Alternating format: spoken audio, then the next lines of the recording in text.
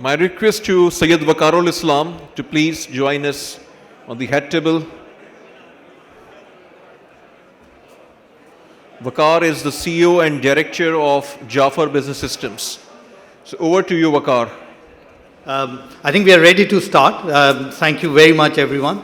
Thank you, Asfar. Thank you, Nutshell Forum, for having us to have this dialogue on public-private partnership. Public-private partnership is a topic which has been at the forefront for a few decades now. This actually came to limelight in a significant way when Margaret Thatcher, former Prime Minister of United Kingdom, accelerated the development of infrastructure and social sector using what they affectionately called P3 model or public-private partnership model. And since then, many countries have followed suit, many with some degree of success, and it has had its fair share of failures as well. But notwithstanding success or the failures, all the top consulting companies of the world agree that if we want to accelerate development, infrastructure development, and social development, public-private partnership is the way to go. Boston Consulting Group, in its report, talks about the fact that when you combine public-private partnership, it bridges the gap between financing needs as well as the delivery needs. So when you bring in the private sector and the public sector together, the financing need as well as the delivery needs are bridged. McKinsey is a lot more direct in its statement about public-private partnership and says an optimal mix of public, private, and social sector, so they bring in the social sector as well, will not just accelerate the infrastructure development, but it can produce magic when all three combine together compared to even the most determined effort made by one or two of the sectors. So think about the partnership model these consultants are emphasizing. Harvard Business Review, while is a lot more measured when they make a statement, but at the same time, they have given the key success criteria for making public-private partnership work, and they say that at the heart or at the crux of public-private partnership is a very simple yet something very difficult to construct. And it is about each individual party committed and determined to achieving the goal of the others exactly like they are committed to achieving their goal.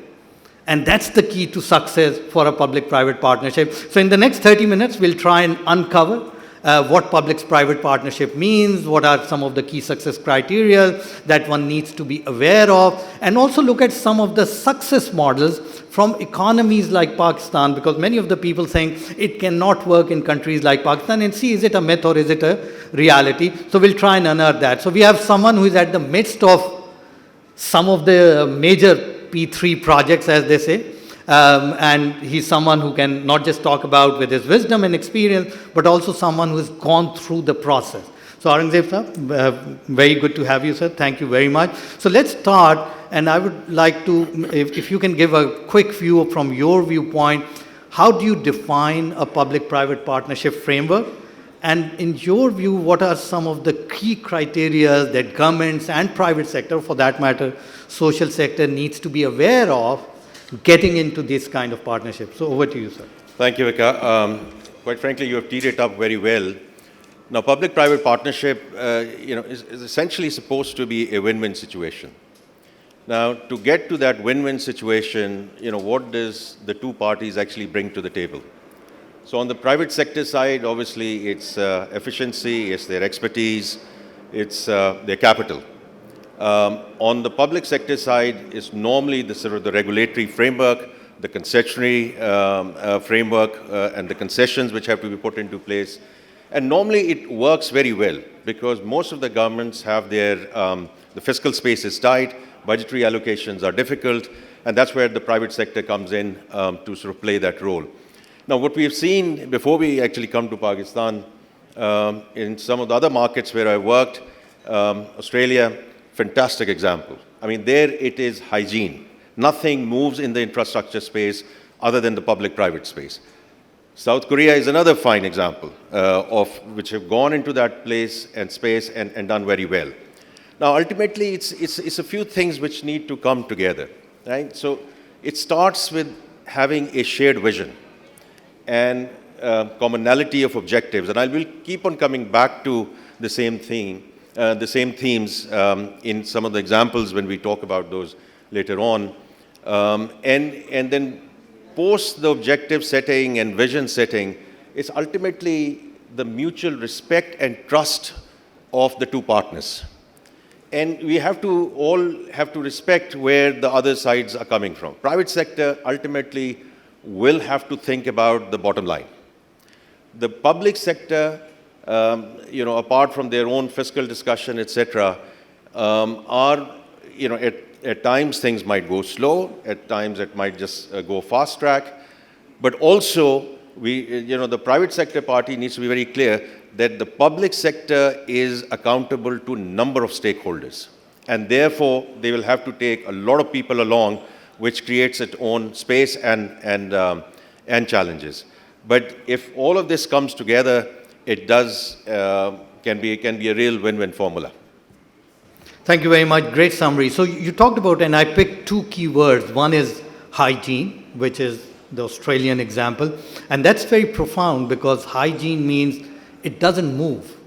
And it has to move correctly as we go ahead with the infrastructure and social sector development. And you also spoke about shared objectives, which is exactly what McKinsey also spoke about, that you need to have a common objective to go forward.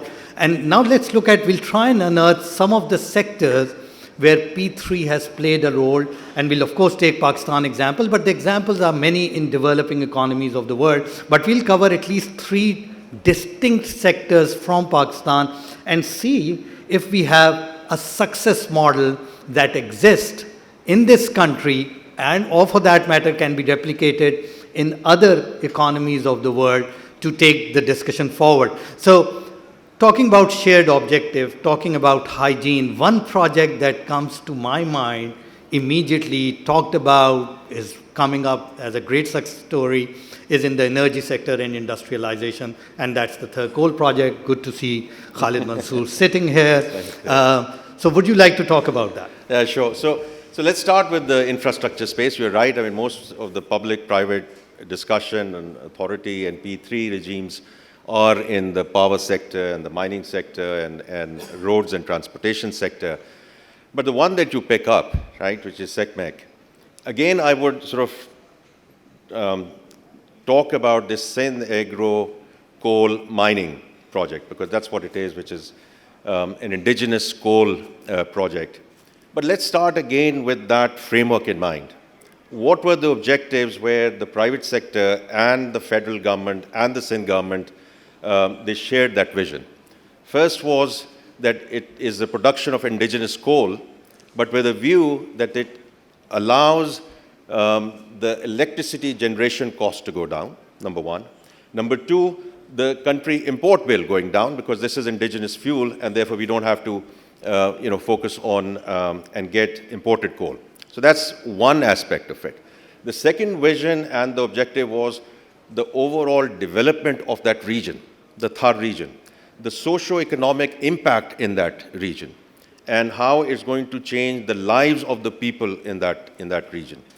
And so with that shared vision, I mean, if I see, let's start with the parties, right? So Khalid is sitting here as HUBCO, right? I mean, fantastic partners. I thought Yas was here earlier with Angro. So absolutely world-class private sector expertise. And if I may throw in HBL in there as well, because we came in as an equity partner, but also a debt provider in this project as well. And then, of course, CMC themselves, the Chinese company. And then if you see the federal government, they've brought in the regulatory structure. I think it was a very effective concessionary framework which was put into place. And then the role of the Sindh government was absolutely amazing. Not only just as an equity provider, but all the ancillary infrastructure development which went in and around this project.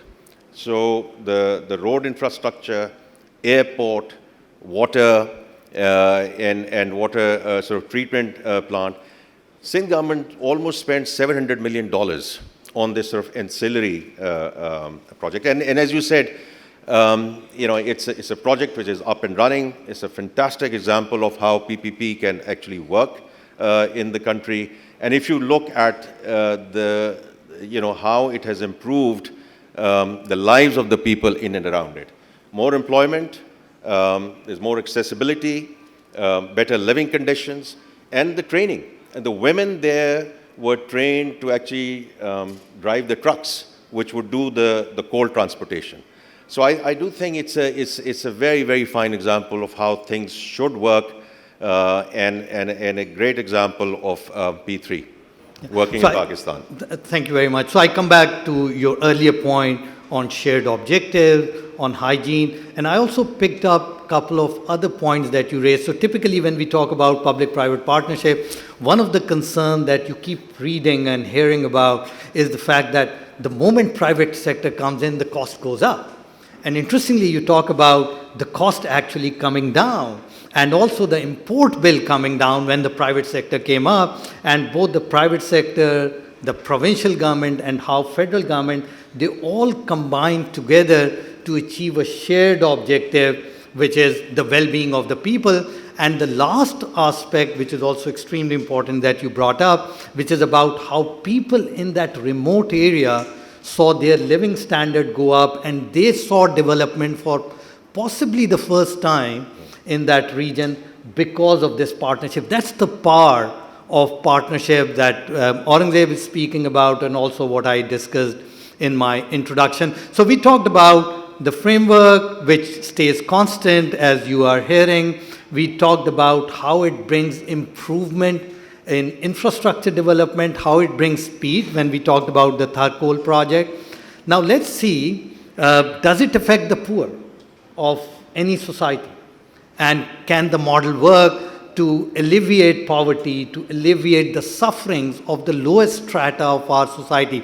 Just for everyone to know, World Bank in its report says that out of close to 7 billion global population, 800 million are without electricity. And that's about 15% of the global population. Now, if that doesn't move some of us, then think about good 31% of the global population is without water or without managed drinking water. So that's about 2.2 billion people. So that's the kind of work that needs to happen in a space which is for the lower strata of society. And let's see if there is an example. On that front, in the social sector, again in developing economies like Pakistan, and we recently saw, and Dr. Shafqat Mahmood Sahab also spoke about it, about the recent distribution of over 15 billion rupees to the poor of this country using the Ihsas program. So it would be great, because Habib Bank, I know, was one of the key element of the whole structure. So it would be great to talk about that and the benefit that it offered to the people. Yeah, I think it's great that actually already real partners, some of those partners are sitting here. So Khalid could relate to the Sindh Agro, and Mr. Bajwa is sitting there on Alfla side, so he can relate to what we went through on the Ihsas emergency cash program together. So listen, I mean, it's again a great example of public-private partnership. The BISP program was always there to focus on the women beneficiaries. In comes COVID and the stuff that you just mentioned in terms of people getting jobless, and we have the statistics, number of people, unfortunately, who went below the poverty line. So under the Prime Minister's initiative and Dr. Sania and her team leading from the front, it was quite clear that we need to make some disbursements to the needy, but with two conditions. And that's where the commonality of objectives come in. One is it has to be speedy. And number two, where the team from the government side was absolutely relentless, that it has to be transparent. It has to go to the beneficiaries where it belongs. I mean, irrespective of the government affiliations, etc. So we had to scale up. So the two partners, which were HBL and Bank Al-Falah, we had to scale up very, very quickly, because this was about reaching millions of beneficiaries. And that's where our expertise, our scale, our network, our branchless banking brands all came into play, because it was not only our own network, but quite frankly, thousands of agents who are, when we talk about agents, these are mom and pop stores. ये किराना के stores जहाँ we can go and do small transactions. So we had to scale up very, very quickly. And so it was all, again, coming back to that shared vision, shared objective in terms of what we need to do, and then mutual trust and respect. And that doesn't mean, I have to say, we had some and since Atif is sitting here, he can also allude to that, we had some very interesting discussions, right? There was some very interesting decision points which came through over the last 5 to 6 months, how we need to tweak, what were their government's expectations, what we could deliver in what point in time. So, it's not always hunky-dory, but as long as you are clear about the decision-making process and mutually trust and respect each other. And as a result of that, again, by the time we were done, at least through HBL, we had dispersed over 175 billion rupees and to close to 12 million beneficiaries. And when we talk about 12 million beneficiaries, you have to think about an average household of about 5 to 6 people. So this is about 60 million plus. If you put the two banks together, about 80 million plus. So this reached roughly 1/3 of the country's population. And the way it was all scaled up and the way it was executed, I think, again, a very fine example outside the infrastructure space, in the social space, in terms of public-private partnership. I mean, it's overwhelming, especially during COVID times when many of us were not just struggling with our work, and alhamdulillah, many of the people sitting here are from the blessed portion of the society, but the poor were really suffering.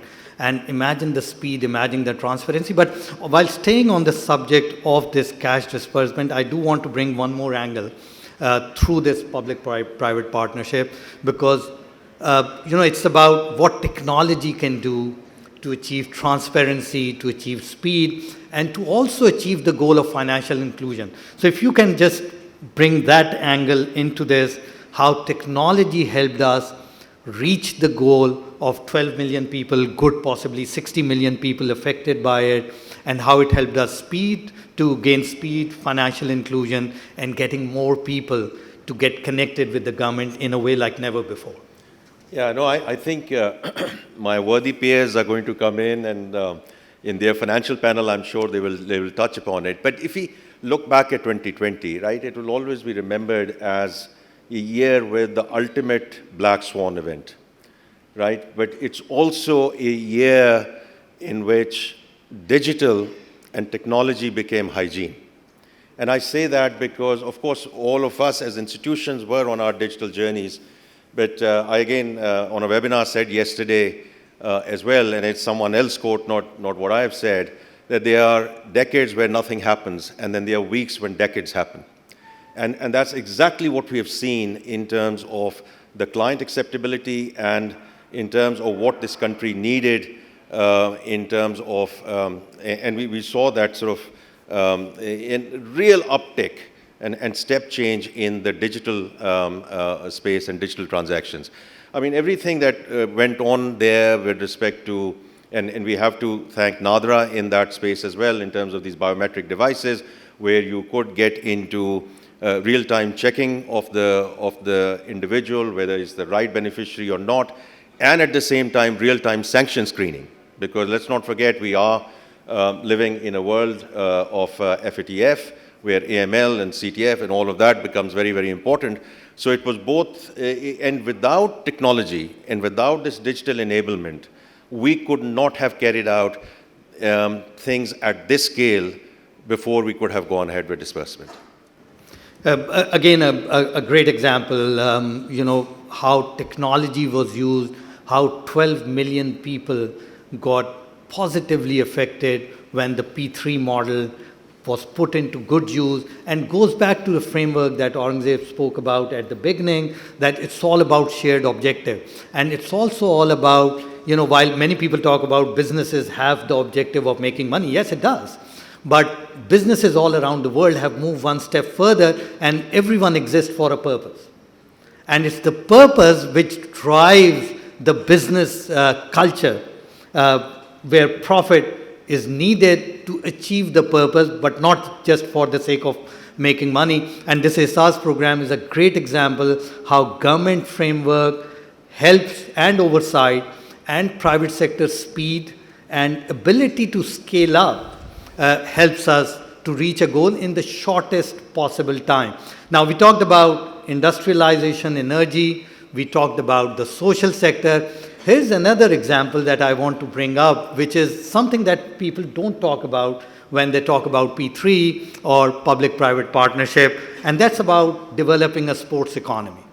It's the world of sports, right? And we just finished HBL PSL last night. Karachi won. Yes. So, yeah.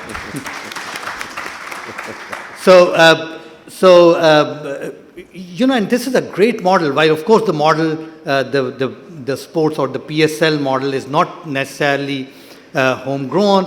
It is taken from abroad. But see what it can do to the sports economy and how multiple players are playing a role once a platform is provided by the government to accelerate the development of sports and, of course, cricket. But it has the potential to develop a complete sports economy in this country using this model. So I do want you to talk about HBL PSL as well and let people know it's not just about industrialization, it's not just about social sector, it's about your physical health, it's about your physical entertainment, it's about world of sports as well.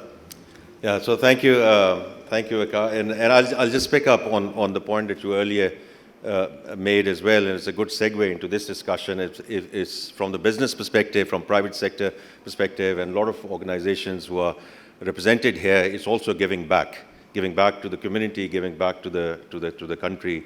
I would add my congratulations to Karachi Kings, but I must admit I was hooting for Lahore Qalandars, so that's an admission. But in the end, as I said last night as well, it's ultimately Pakistan who actually won in this whole thing. Listen, I mean, our discussion with PCB, the Pakistan Cricket Board, and HBL. I mean, this has been now a journey over the last 3 to 4 years. Again, comes back to the shared objective and the shared vision. One of the things was that we are a cricketing nation. When we were going into this discussion, the insights that we received was roughly 93% of us, I don't know what the balance 7% are doing, but the 93% of us either play or watch cricket. So it is a cricketing nation, right? And bringing international cricket back into the country was very much a common objective, a common theme, and number one. Number two, from our perspective, and again from PCB's perspective, where we all came together was our commitment to youth and talent development. And that's exactly what PCB has done and HBL has done in terms of finding new talent, and you saw some of that talent in action over the over the last year or so. So with this, I think it was absolutely fantastic that we went through the finishing line last night. Obviously, earlier on in the year, when we were all in the stadiums, the buzz, the excitement which was there. But the way this conference is being streamed, right? I mean, this is the new norm, right? I mean, millions of people saw that over TV. It was going through live streaming. But again, the discussion is when you have those shared objectives and common objectives, and then you trust each other, right? Because it's our mantra as well, Jahan Khwaab Wahan HBL.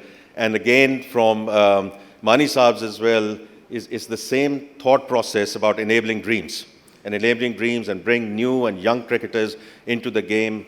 And I was with talking to Rana Jawad Saab, Lahore Qalandars owner, yesterday, and the way these teams have gone and scouting, right, talent from all nooks of the country is just absolutely amazing, right? So again, PCB brought its own strengths and obviously their infrastructure and their expertise. And from our perspective, our network, our scale, and our shared vision, which is great to see that we could go through the finishing line last night. Well done. And again, I'm picking up some of the things. Aurangzeb also spoke about the new normal. So new normal, many people take these extreme positions. New normal is all digital, new normal is all physical. I'm one of those who believe new normal is all about hybrid. So there will be a distinct physical world as has existed, but there will absolutely be a distinct digital world, and it's the combination of both which will become the new normal beyond COVID, and COVID has taught us that lesson, and I'm glad you brought up this subject. But you also brought about things like unearthing talent using public-private partnership. Think about PCB. Does it have the reach to go to the remotest of places and unearth the kind of talent that is coming up in the PSL? So P3 enables you to get to the talent which typically is not talked about. It also enables you to combine the purpose of the two organizations together. And I love when you said, while Habib Bank has a slogan of Jahan Khwaab Wahan HBL, but Mani Saab, the PCB, has a thinking around enabling dreams, how the two organizations' vision combined together, and that enables us to go back to the shared objective that we spoke about earlier. As we are approaching to the end, it can't all be hunky-dory, right?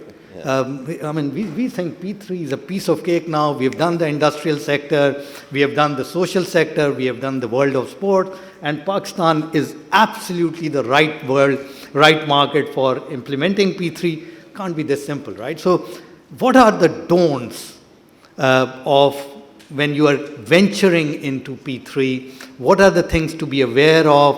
What are the things that may fail this entire model that one needs to be aware? And if you have some example with your experience internationally, that would be great to share with the audience. Yeah, I think, if you look at internationally, and we have all, we travel around the world, and inshallah, post-COVID, we will start traveling again. But for me, one of the finest examples of public-private partnership, those of us who have been to India, would be the New Delhi and Mumbai airports. Absolutely fantastic piece of work in terms of the hardware and software, and it's very much public-private partnership at work. You mentioned UK earlier on, and the upgradation of London Underground, a profound failure in terms of public-private partnership not actually working.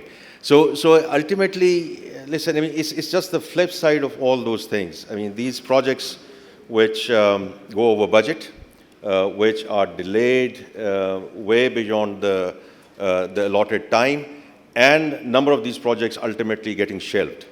And it's all about where people don't get onto the track with the same objectives in mind, a real disconnect between the partners and their own views and objectives and thought processes. And then the last thing is where we have seen a total disconnect and disrespect for each other in terms of decision making. Because, when you have multi-year projects, it's almost by definition you're going to have ups and downs.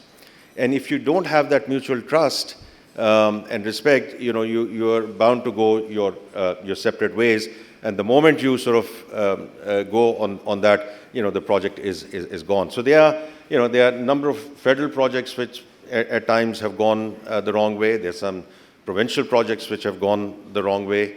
But I would still say, Vicar, at the end of the day, that there's a huge amount of potential. And as we speak today, right, the housing and real estate, this Naya Pakistan Housing Authority, right, is a fantastic example again of how on a comprehensive basis, the public sector and of course number of these banks, we are now participating in the financing of these projects. Great potential there. I would say, again, tourism, there's a great potential. Sports, you have already mentioned, great potential. And I would say tourism and health. Again, two key areas going forward, which Pakistan can really capitalize on the public-private framework as we go forward. Thank you very much. So don'ts should not deter us from doing the do's. And I think that's the key. So as said, we covered multiple sectors. We covered what is needed to make public-private partnership work. And the key word that I picked two from your discussion, one is shared objectives.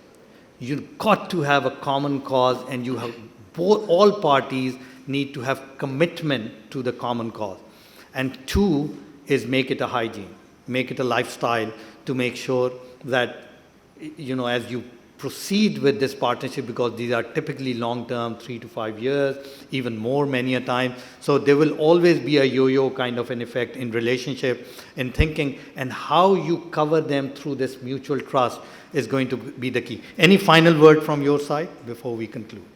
No, I've already mentioned, Vikas, I think there's great potential here around various sectors. I think in earlier session, Dr. Hafiz was talking about, the budgetary allocations and the fiscal space.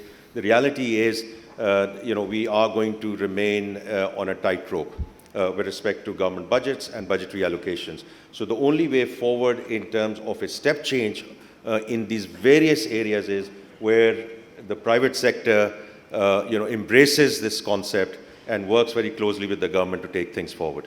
Thank you. Thank you very much. Thank you. I hope the audience found the discussion insightful. Khalid Sahab, I was asked not to take questions, but yours I can't refuse.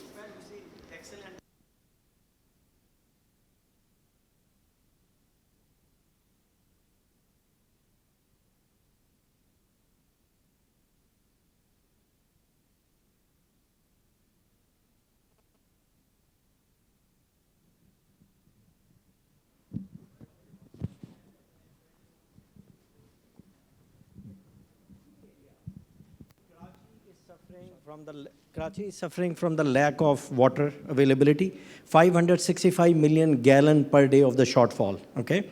Again, whether the same public-private partnership could be employed.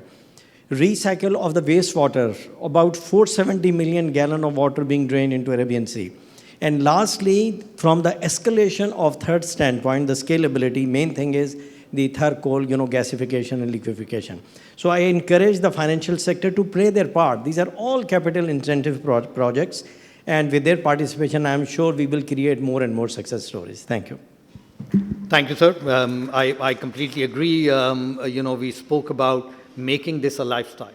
I mean, the kind of opportunity that exists, and I gave some global figures from World Bank, and you gave the figures just from Karachi. Imagine the kind of waste, a country which is water scarce. If the electricity is not there, we don't have a way to, store the water, and it goes into the sea. And the only way we can go with speed is to make this a hygiene, make this a shared objective, make this a lifestyle. Government alone or private sector alone will not be able to achieve the objectives, as the examples I shared with BCG, McKinsey, as well as Harvard Business Review. On that note, thank you very much, all of you. Really appreciate your patience. You've been a great audience. Thank you for all the online viewers who have been listening to us. Keep listening. New power-packed panel coming up. Once again, sincerely appreciate. Thank you, Aurangzeb. Thank you so very much.